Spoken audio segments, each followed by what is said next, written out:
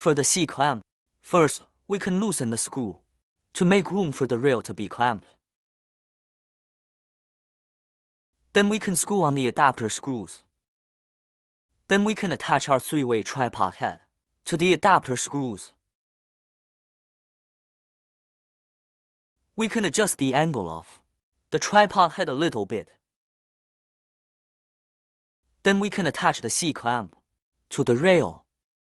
Then we tighten the screws underneath.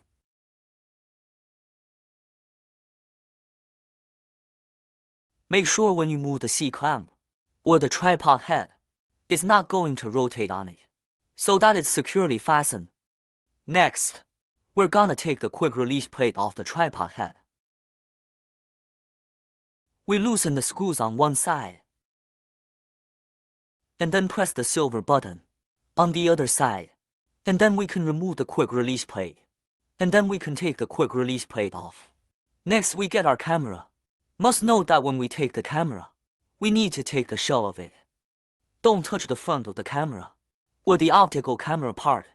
Then we can see it has a digital tube. When we install the camera, we need to make this digital tube facing downwards. If we're mounting the camera squarely, we need to put the quick release plate into the screw hole underneath the camera.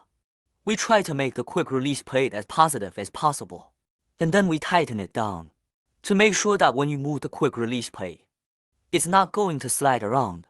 Once it's in place, we'll connect the PoE splitter to the two holes on the back of the camera. One is the RJ45 internet port, and the other is the DC power port. We plug them both in.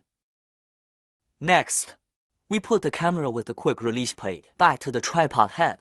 We're going to put the quick release plate on top of the tripod head, push it in, and then pull it in the opposite direction. It's gonna stuck. When it's stuck, the quick release plate won't slide or fall off. At this point, we tighten the small screw on the side of the tripod head to make sure that the quick release plate don't slide back and forth. We have the camera and the tripod head fully mounted. Next, we can connect the network cable to the network cable port on the PoE splitter.